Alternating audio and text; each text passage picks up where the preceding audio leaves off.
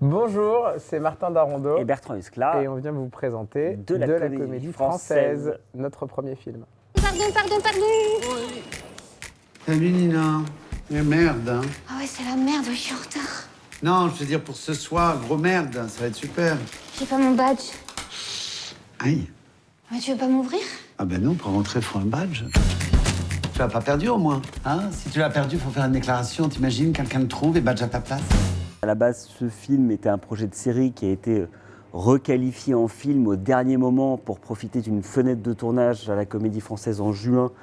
Ça pouvait tourner que à ce moment-là. Donc en fait, le fait d'être à deux nous a permis d'écrire le film très très vite. Ça a été écrit en 2 mois à peine, ça a été financé en 1 mois, ça a été préparé en 1 mois et surtout ça a été tourné en 15 jours. Et le fait d'être à deux nous a permis quelque part d'aller 2 fois plus vite. Déjà d'avoir 2 fois plus de confiance, 2 fois plus vite, puisque quand on fait une blague et que l'autre rigole, déjà c'est validé. Et puis après, même sur le tournage, d'être nous-mêmes en équipe, on était déjà une petite troupe à deux. Donc pour parler d'une troupe, c'était parfait. Je voulais prendre un joli petit sac pour la première, donc j'ai mis mon portefeuille dedans. Après, je me suis rendu compte que toutes mes affaires ne rentraient pas dedans. Donc je me suis dit, je vais garder mon sac moche de tous les jours. Et puis j'ai oublié de transvaser les choses de mon petit sac dans mon gros sac. Donc il est chez moi, avec mon portefeuille. Bah t'as qu'à rentrer chez toi. Mais je peux pas, j'en ai pour 1 heure. Bah c'est bon, il reste 3 heures. Mais non, mais c'est pas possible. Ils m'attendent là, puis j'ai des raccords lumière à faire. On joue à 21 h. Évidemment que nos expériences passées nous aident et nous forment, nous influencent sur notre écriture quand on fait un long métrage avec Bertrand. Donc on a fait beaucoup de programmes courts, notamment Brut, qui était le programme de Bertrand. Et c'était une écriture très incisive, très droite, une écriture de punchline. Donc oui, ça nous a forcément modifié quoi, pour l'écriture de ce film. Tous les membres de la Comédie Française ont un badge, d'accord? Parce que s'il y a un problème, ça retombe sur qui après? Sur Bibi. Moi, je sais pas si à l'intérieur, si tu décides de casser quelque chose, ou pire, de faire un attentat, hein? Qu'est-ce qui se passe si tu fais un attentat? Je vais pas faire un attentat. Ben, qu'est-ce qui me le prouve? On se téléphone, mais on se connaît. Non, reculez, madame, reculez! Au moment où on commence à écrire ce film et qu'on nous dit « vous allez écrire un truc sur la Comédie Française qui se passera à la Comédie Française », on se dit secrètement que d'une part, c'est peut-être impossible à faire en si peu de temps, mais secrètement on se dit on va réussir à le faire parce que c'est l'occasion d'une vie, de parler de la Comédie Française, d'être au sein de l'institution. Donc en fait, quand un coup tout ça s'accélère et qu'on se retrouve vraiment 4-5 mois plus tard au sein de la Comédie Française, avec, ça y est, il y a nos camions de décors qui sont devant, sur la place Colette, et puis il y a nos caméras qui sont posées, et on se regarde, on dit on va lancer le premier action, donc je l'ai filmé, on l'a dit en même temps, 3, 2, 1, on a dit un gros action, parce que ouais, franchement, on n'en revenait pas. Sécurité! Qu'est-ce qui se passe? Eh ben, il y a une dame qui veut rentrer dans la Comédie Française. Ah, bonjour Nina. Bonjour Pierre. Elle est où la dame? C'est moi, tu peux m'ouvrir s'il te plaît? Je suis pas habilité, moi. Il n'est pas habilité, non. On était tous les deux de grands fans de la Comédie Française. Bertrand a une histoire encore plus intime avec la Comédie Française parce qu'il y a eu un moment où il aurait pu passer un casting pour y entrer, enfin une audition pour y entrer. Il y a peut-être 7 ans maintenant, j'avais reçu un coup de fil de la Comédie Française qui me proposait de passer une audition pour intégrer la troupe.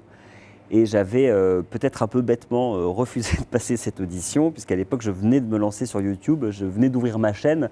Ça ne marchait pas encore, mais j'étais persuadé qu'à un moment, ça me mènerait quelque part. Ce qui était, si je me retourne, peut-être un pari un peu idiot. Et ce que j'adore, c'est que ce pari idiot m'a mené aujourd'hui à écrire un film et à le réaliser sur la Comédie Française. Donc j'ai l'impression qu'il y a une sorte de boucle, un peu bouclée, de me dire, bon, c'était peut-être pas si débile, en fait. T'as pas une pièce d'identité? Bah non, j'ai une pièce d'identité, mais je l'ai laissée dans mon portefeuille avec mon badge chez moi. En fait, elle a mis son portefeuille dans un petit sac joli qu'elle voulait prendre, sauf que finalement, elle a pris le grand sac. Ah ben, si tu l'as perdu, faut faire une déclaration. Oh bah oui, mais là... On est vendredi, t'as vu l'heure?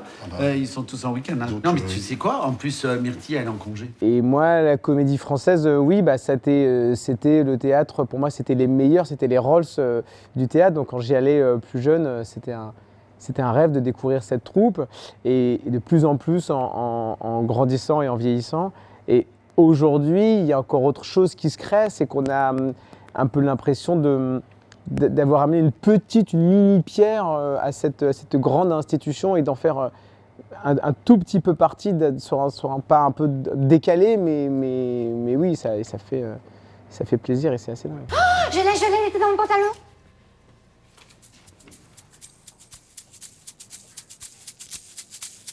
Ah bah super! Voilà! Merci. C'est bien! Bonne première! Faire un film, c'est un gros paquebot, quoi. c'est une grosse machine et c'est 50 personnes qui doivent avancer en même temps et qui doivent aller dans le même sens pour que tout se passe bien, qu'on fasse le film qu'on a envie de faire ensemble et qu'on rentre aussi dans un timing qui est toujours très serré quoi qu'il arrive. Et donc c'est comment c'est beaucoup de management, je crois, des équipes, parce que tu choisis des chefs de poste en qui tu as confiance et qui sont très très bons dans leur domaine. Toi, tu essayes le mieux que tu peux de diriger les comédiens qui sont déjà excellents. Et c'est comment tu... Oui, tu es le chef d'orchestre de tout ça. Donc c'est de savoir donner les bonnes réponses au bon moment, c'est pas forcément s'en affranchir. Et oui, et après aussi d'écouter ton instinct, notre instinct, quoi. On se dit, tu préfères cet élément-là de décor ou celui-là, celui-là. Pourquoi? On ne sait pas, parce que ça nous parle plus et il n'y a pas forcément de réponse. C'est tout mettre en place techniquement pour conserver un moment, quand il y a le action, un endroit d'amusement. Ina, t'as validé ça? De quoi? La veste, c'est toi qui l'as validée? Oui, elle est très jolie cette veste. Qu'est-ce qui se passe? Il se passe qu'elle est verte, et moi je joue pas en vert. Hein. Ah non, il va pas recommencer avec ses superstitions, lui. Non, elle est pas verte, elle est bleue. T'es sûr? Quand tu es réalisateur, de ne pas jouer, ça cloisonne et c'est, je trouve aussi, c'est très très dur, je trouve, de faire les deux. C'est d'être au foot, d'être entraîneur-joueur, quoi. C'est en même temps de dire aux autres que ça va pas et comment il faut faire, et en même temps toi, et personne te dirige vraiment parce que c'est toi le chef, et d'avoir le recul nécessaire, et comment quand tu regardes après, déjà t'es pas au combo, et puis quand tu es au combo, tu te regardes différemment, donc tu n'as pas le bon regard. Au moins, quand tu réalises, voilà, si tu arrives vraiment... Il y a des gens qui le font très bien, hein, qui jouent et qui réalisent, c'est formidable. Mais moi, je trouve que franchement, c'est tellement important quoi, de réussir à dire non, je réalise, quoi, je suis à l'extérieur de tout ça, et du coup, je vais vraiment avoir un regard, en tout cas, le plus éloigné possible de ce qui se passe. T'as une veste verte? T'as une veste verte? Non, moi je vous dis qu'elle est bleue. Elle est turquoise à la limite. Non? Émilie? Moi, je suis daltonienne, je la vois orange. Ok, elle est super. Quand on est réalisateur, on est le premier spectateur du film. C'est-à-dire qu'on est derrière un combo et on voit ce qui se passe. Et en fait, d'un coup, quand on dit action, on a l'impression d'être dans une salle noire et on a l'impression de voir le film. Et on voit des éléments de ce qui va donner le film final, des trucs qui nous plaisent ou nous déplaisent. Et donc il y a une espèce de jubilation quand il commence à se passer ce qu'on imaginait et une surjubilation quand ce qui se passe est encore mieux que ce qu'on avait imaginé. Donc c'est cet endroit-là qui est en fait hyper précieux parce qu'il y a toute la pression autour qu'il faut gérer de manière un peu hermétique, et à un moment quand c'est l'action, c'est le moment des acteurs, mais c'est aussi le nôtre. C'est le moment où on est le spectateur ultime, le premier regard porté sur le film, et ça c'est vraiment, faut tout faire pour sacraliser ce moment et cet endroit. C'est le moment où tu allumes la lumière. C'est-à-dire que tu ranges une chambre dans le noir, tu dis on va faire ça comme ça. Au lieu de t'allumes la lumière et tu vois si tout est bien en place et si ça marche. Est-ce qu'on peut se revoir? On n'a pas trop de temps. D'accord, mais si c'est turquoise, pourquoi moi je la vois verte? Non, les amis, voilà ce qui se passe. Qu'est-ce qu'on a là-haut? On a des projecteurs LED. Et le LED change la perception des couleurs. Ok, donc c'est... Pourquoi? Parce qu'on n'est pas sur une lumière continue. Ok.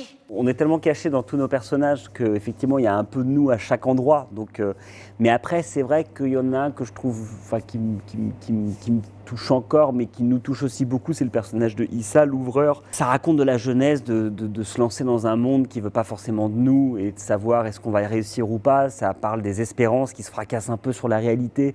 Ça veut dire quoi être ouvreur dans un grand théâtre mais vouloir être comédien plus tard.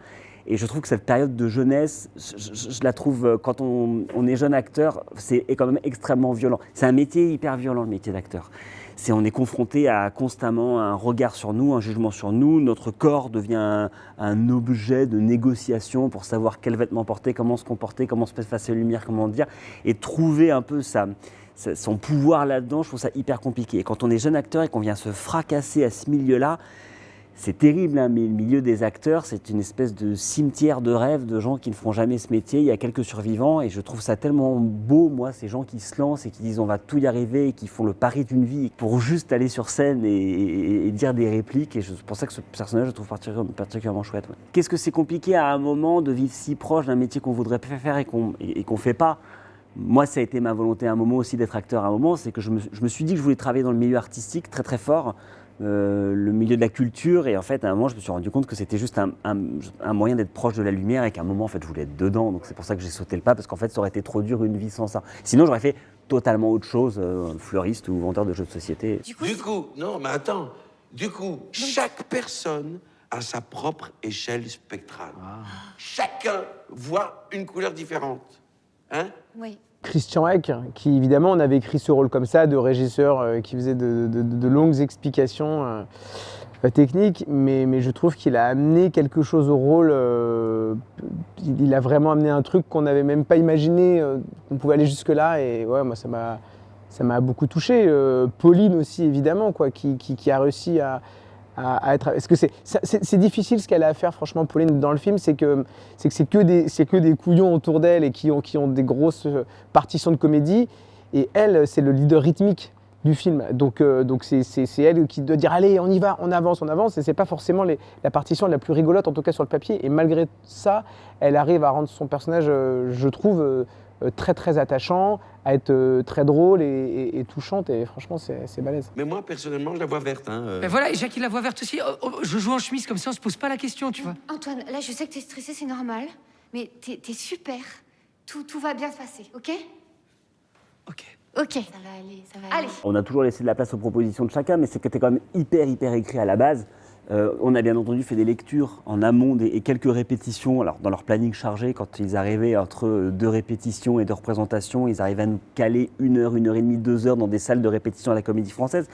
C'est ça qui était chouette, c'est que nos bureaux de préparation étaient basés à la Comédie Française. Donc en fait, dès qu'ils avaient un petit temps entre 2 répètes, on pouvait lire un petit peu avec eux. Après, effectivement, c'était hyper écrit, c'était à la quasi-virgule près. Et notre chance de travailler avec des grands acteurs, c'est que ce sont aussi de grands lecteurs. Donc c'est des gens qui ont l'habitude des textes comiques, ils ont beaucoup bossé sur Le Feydeau et la Biche.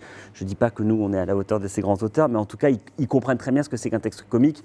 Donc en fait, ils savent très bien pourquoi, quand on insiste sur cette virgule ou sur ce mot-là, à cet endroit précis, ils savent très bien pourquoi. Et alors bien sûr, après, quand ils voulaient changer un peu des trucs, on a pu négocier, voir ce qu'il était possible de faire, mais globalement, non, de toute façon, on n'avait pas le temps de faire l'impro.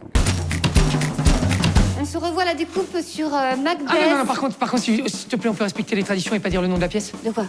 De Macbeth? Non, ouais. Antoine, le nom de la pièce, c'est aussi le nom du rôle principal, donc on fait comment? Eh ben, on fait comme on fait depuis 300 ans, on dit la pièce écossaise. Ok. Est-ce qu'on peut se revoir la découpe sur le rôle principal dans la pièce écossaise? Merci. Tu veux dire de Macbeth? Ça a été facile, mais il a fallu malgré tout les convaincre. C'est-à-dire que même si à la base l'idée plaisait beaucoup à la Comédie Française de faire une fiction autour de la troupe, il fallait faire passer au comité, c'est-à-dire une dizaine de sociétaires qui se réunissent tous les ans, l'idée que ce projet pouvait prendre vie au sein de la Comédie Française. Donc c'est surtout grâce à l'ancien administrateur Éric Ruff qui a réussi à convaincre et à emmener un peu la troupe derrière ce projet. Donc il y a eu déjà cette première étape qui était cruciale. Sans cette validation, le film n'aurait pas pu exister. Et puis ensuite, la Comédie Française est devenue coproductrice du film.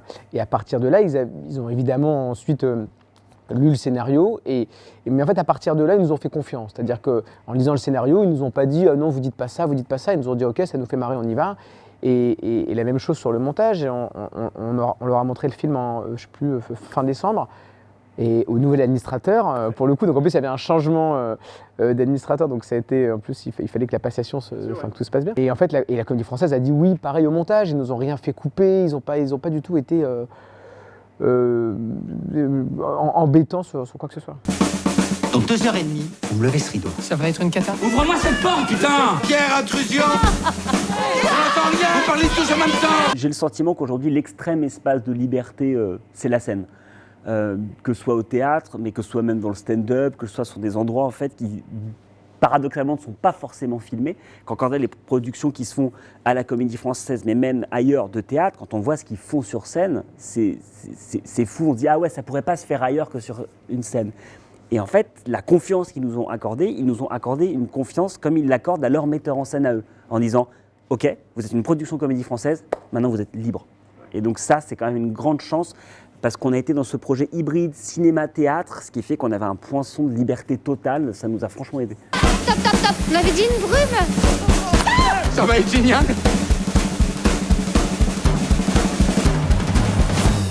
Macbeth. Philippe... Macbeth. Allô, Macbeth. Nina, tu peux dire quelque chose là quand même, c'est pas Philippe, possible. non, Philippe, stop. On a voulu faire une comédie populaire. Alors oui, il y a un positionnement peut-être un peu élégant parce qu'on parle de théâtre, mais on a vraiment voulu faire un truc où même si vous n'avez jamais mis les pieds dans une salle de théâtre, vous comprenez tout.